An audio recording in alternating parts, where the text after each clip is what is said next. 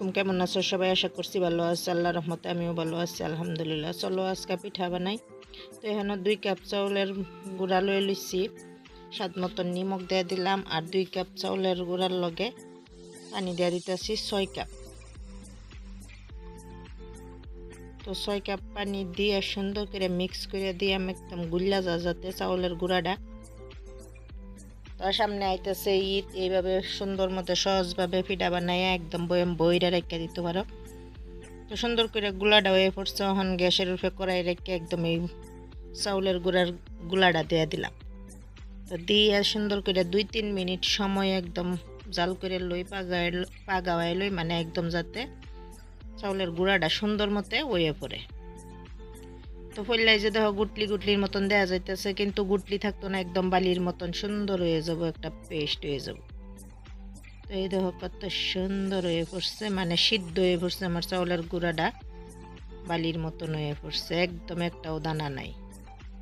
তখন একটু সময় রাখতে যে একটু ঠান্ডা করে লইছি, মানে এরকম ঠান্ডা করছি যাতে আমার আঙ্গুলটা দিউন যা, মানে হালকা গরম রয়েছে।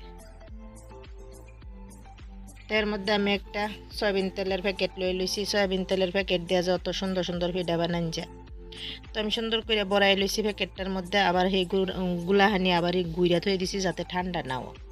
তো এই যে কর্নারটা, মানে এক কোনা আমি যে কাটতে সুন্দর করে লইছি, দেখো একটা পলিথিন দিয়ে লইছি, তেল দিয়ে সুন্দর করে লাগাই লইছি পলিথিনটার মধ্যে একটা ডালার উপরে দিয়ে। আর এই যে দেখো ডিজাইন সুন্দর করে করে করে যাইতেছে, মানে তোমরা ইচ্ছা যে কোনো ডিজাইন দিতে পারো। তো এটা একদম সহজ, সিরিঞ্চের কোনো দরকার নাই, বারে বারে গুলা বরানি করা এগুলির দরকারই নেই। কত সুন্দর সুন্দর পিঠা হয় এইভাবে তেলের প্যাকেট দিয়াও। তো আমি কয়েকটা পিঠা তুম করে দেখাই দিতেছি। তো আমার এটা পছন্দ হয়েছে, তো আমি এইভাবে বানাইতেছি। তোমরা যেই ধরনের বানাইবার চাও সেই ধরনের ডিজাইন দিতে পারবা। লাগতেছে একটু মোটা, আমি একটু মোটা করে এই বানাইতেছি, কারণ এটি হুগাইলে আরও সিম্মা যা শুরু হয়ে পড়ে। তো সুন্দর করে এইভাবে ডিজাইনগুলি দেওয়া দেই। সামনে ঈদ আইতাছে, সুন্দর করে বানায় একদম হুগাইয়া সুন্দর করে থয়ে দিই। তারও বহুত দিন এটা স্টোর করে রাখুন, যার ওই তো হুগাইয়া লইলে এলো। তো আমি কালার দিছি না, তোমরা চাইলে কালার দিতে পারো, কালার দিলে আরো সুন্দর দেখা গেল হইলে।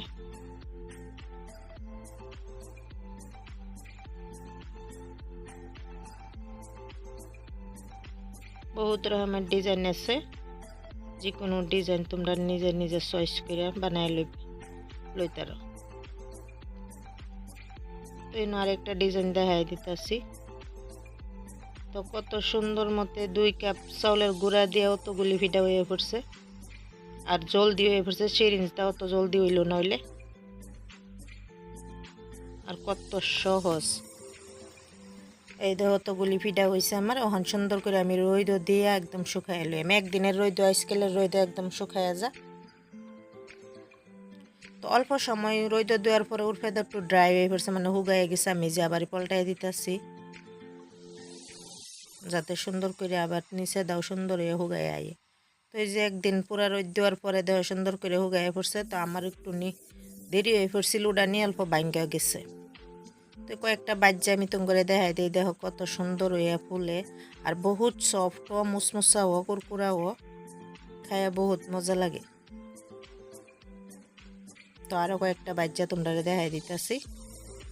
বহুত সহজ, এটা কম সময়ের ভিতরে সুন্দর সুন্দর পিঠা বানান যা। আশা করছি তোমরা আমার ভিডিওটা ভালো লাগছে।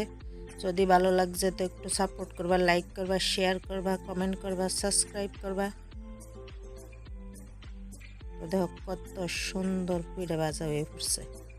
তো কিরম লাগলো আমার এই রেসিপিটা? যদি ভালো লাগছে like, share, comment and subscribe করো। আমার সঙ্গে থাকবো, পাশে থাকবো। আজকের জন্য আল্লাহ হাফেজ, সুস্থতাও ভালো।